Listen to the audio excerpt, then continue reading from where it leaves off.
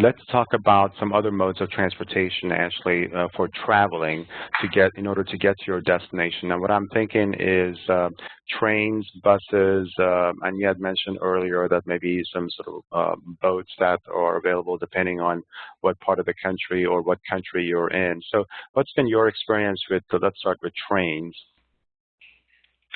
Well, I've used all different kinds of trains, everything from, the New York subway to light rails, getting to and from airports, or I've actually even taken a long trip from the Oakland train station here in California all the way up to Seattle, which was a whole 24-hour trip, which was really long.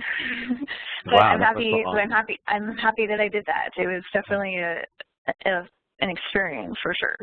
Okay, what kind of accommodation do they have aboard the train to Seattle for someone in a wheelchair? They did have one accessible sleeper car. I was actually with my boyfriend, and he's in a wheelchair. So 2 wheelchairs in the accessible sleeper car was definitely hilarious and not very easy. Right. But we made it work. And then they pretty much would just have, the beds / seating area that, because then could turn into, a bed at nighttime or just all during the day. Yes. And then they would just have the toilet, with a curtain pretty much also in the very same room. Showers were not accessible at all. I thought that was also going to be part of the whole deal, but that was not accessible. Right.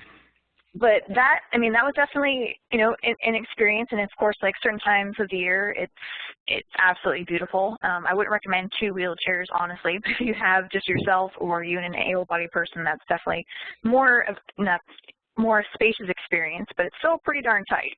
It is a train, and it's long, but it's fun. It is just the sound of it and the relaxation of it, and oh yes, in terms of food and whatnot, because part of the whole long trip is that you actually have a meal plan as part of the whole thing, and we couldn't get to the dining car. That's just not accessible, not possible. Right.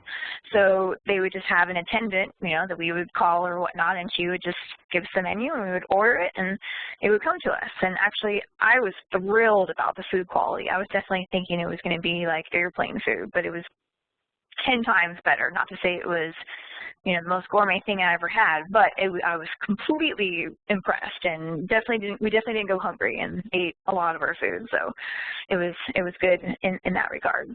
Very good. And I've also actually taken a train from Montreal down to Manhattan, and that was about a 10-hour train ride.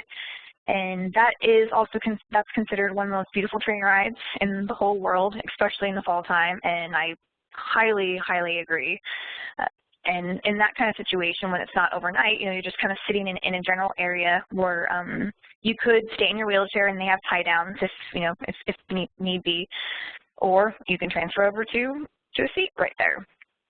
So it was nice. And then they had an accessible bathroom, that was accessible enough. It was still fairly tight, but definitely bigger than an airline, but still, not super, super wide.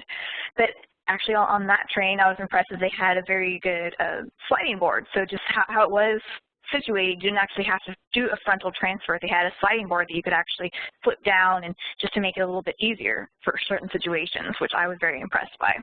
Excellent. So I've done those 2 train rides, and I've done some small ones up to. I'm actually going to be going to Alaska this July, and going to be taking like a train ride up to Denali, and here in Napa they actually have a wine country train ride that takes you kind of through the wine country, and they have different dining options and whatnot, which is really nice. The bathroom isn't accessible, and that's unfortunate, but the train ride, I think, is altogether 3 hours there and back. So you can still drink some wine, and the restroom at the actual station is accessible. So, as soon as you get back, you can use the restroom if need be, but those are just things you have to plan for. Or if you have somebody who can actually physically help you, of course, that's a whole different situation. But the bathroom wasn't accessible, and it was on the smaller side. Okay, so I've done actually quite a few train trips, and then even in Santa Cruz, I've taken the train from the boardwalk all the way up to the Santa Cruz Mountains, where they have this place called the Roaring Camp. Right. And they'll sometimes have like a barbecue and whatnot, and there are some trails around there. steep, but people who are in power chairs definitely will favor more of them. And then at least, but if you are in a manual chair, you'll be able to go a little bit, but not too terribly far, because it does get steep fairly quick. So if you have somebody who can push you, then that changes the game. But it's still nice, even just going through the train ride and then going up there, picnicking, coming back, just running through the trees on the train, and this open, outdoor setting is a really fun experience. Very good. If you like outdoors and redwood trees, like I do. Excellent. And what about buses? Have you had any experience sort of traveling with buses to a destination? Yeah, I've definitely traveled buses around town, but then also up to destinations. I think the farthest I've gone, though, it was three-hour bus ride, so not too terribly long. Right.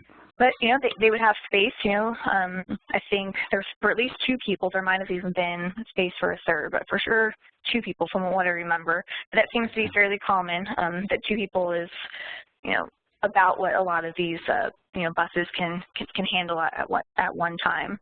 Right. But of course, if you can transfer over and you can have your wheelchair stored, then that is a game changer, of course. And what about the restroom sort of capabilities aboard the buses? Do they have any? Yes. No, restrooms. I have not found an accessible restroom on a bus yet. Yeah, because they're typically in the back of the. Yeah. I think are the seats in the front of the bus for the wheelchair individuals? A lot of them I've seen them in the back, or like fairly in the back, but it just depends on the bus. I've seen them kind of in the middle. I've seen them definitely towards the front, where the driver is. Right. So it really just depends on the size of the bus and where exactly you're at in the world. Okay. So bathroom facilities could be challenging a little bit aboard a bus. Yes. Okay. Yeah, for long term at least. But that's just something like a plane ride. It's just something that, it's not pleasant, but to me, I'm 1,000% willing to still go through with it in order to experience the destination I'm going to. It's just, right. It doesn't matter. Exactly. Yeah. Okay. And then real quick, what kind of experience have you had sort of using boats to get around from one destination to another? Quite a bit. There's water taxis in different parts of the world. I just somewhat recently, used a water taxi down in Fort Lauderdale, Florida. And that had partial access, which was interesting because it was based on, the tides and whatnot. But I've also used boating transportation up in New York.